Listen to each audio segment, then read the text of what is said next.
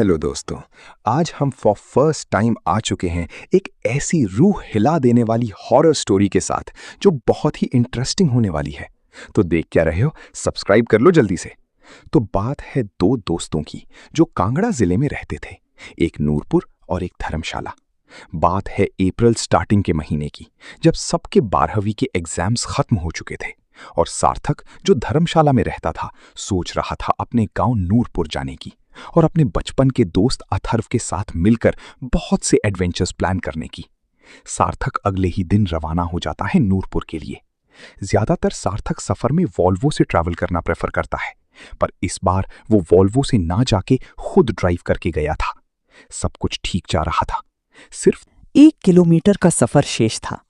गांव के चौराहे पर पहुंचते ही सार्थक ने हवा का थोड़ा भारी होना महसूस किया। उसने सोचा वो थक गया है। वो अपने घर जाके सबसे मिला और डिनर करके सो गया। उस रात उसको एक भयानक सा सपना पड़ा। मैं भी यहीं हूं, तू आ तो गया है पर जाएगा कैसे? सार्थक की नींद खुल गई। उसने टाइम देखा तो सुबह के 3 बज रहे थे। उसने बहुत सोने की कोशिश की पर उसकी नींद टूट गई। सूर्योदय हो चुका था। 8 बजे उसने सोचा कि चलो अपने दोस्त अथर्व से मिला जाए। वो गया उसके घर। अथर्व बहुत खुश हो गया, जैसे उसका कोई बिछड़ा भाई लौट आया हो। उन्होंने बहुत सी बातें की और अब बारी थी इस साल का एडवेंचर प्लान करने का।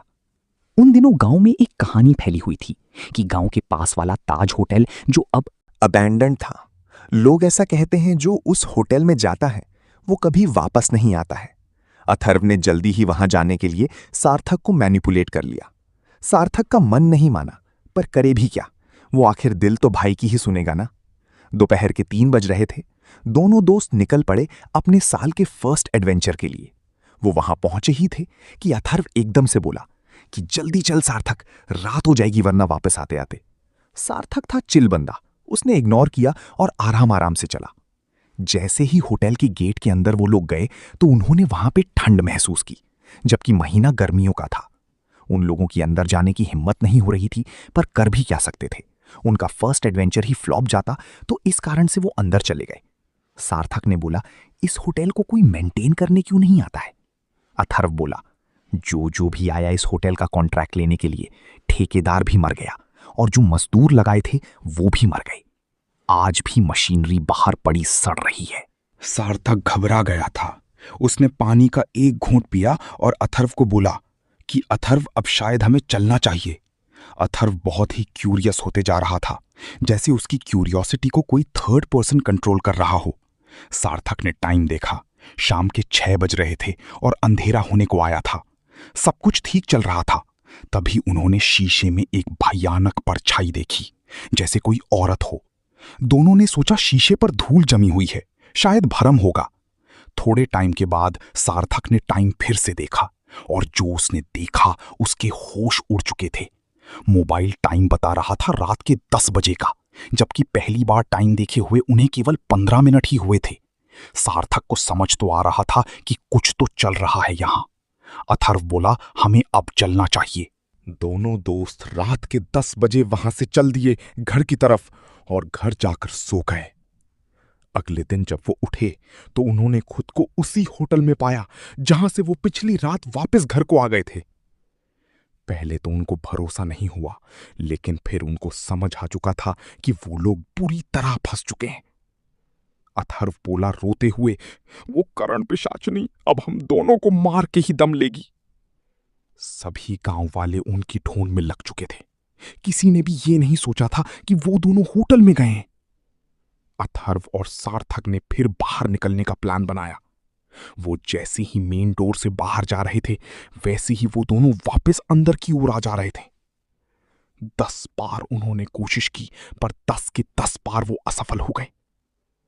दोनों को पता लग चुका था कि उनकी मौत निश्चित है। दोनों को भूखे प्यासे, ब्लड प्रेशर डाउन होने के कारण नींद पड़ गई और अगले दिन सुबह के 3 बजे नींद खुली। सब जगह काला अंधेरा था और दीवार के कोने में ऐसा लग रहा था जैसे कोई खड़ा हो। धीरे से आवाज आई, तुम दोनों को कब से मैं यहां लाना चाह रही थी, अब तुम खुद ही आ गए हो। तो आज की रात तुम दोनों के नाम सार्थक और अथर्व चिल्ला उठे और खिड़की से कूदने की कोशिश की, पर असफल रहे। धीरे धीरे काला साया उनकी तरफ बढ़ रहा था। आखिर में हार कर उन्होंने मौत को कबूल कर लिया और अगले दिन उनकी लाश पास वाली झील में तैरती मिली, बहुत ही गंभीर हालत में। सार्थक की एक टांग और आधा सर कटा हुआ था और अथर्व का ऊपरी शरीर गायब था। गांव वाले तुरंत समझ गए कि ये उस अबैंडन्ड होटल में गए हुए थे। आखिर में धर्मशाला से सार्थक के माता पिता और रिश्तेदारों को बुलाया जाता है और दोनों के संपूर्ण परिवार और रिश्तेदारों की मौजूदगी में अंतिम क्रियाक्रम किया जाता है। तो दोस्तों, कैसी लगी हमारी पहली पेशकश? ऐसी ही और स्टोरीज के लिए NSK स्टोरी टेलर्स को सब्सक्राइब कर लीजिए। जल्द ही फिर मुलाकात होगी आपसे नेक्स्ट स्टोरी में। तब तक के लिए अलविदा।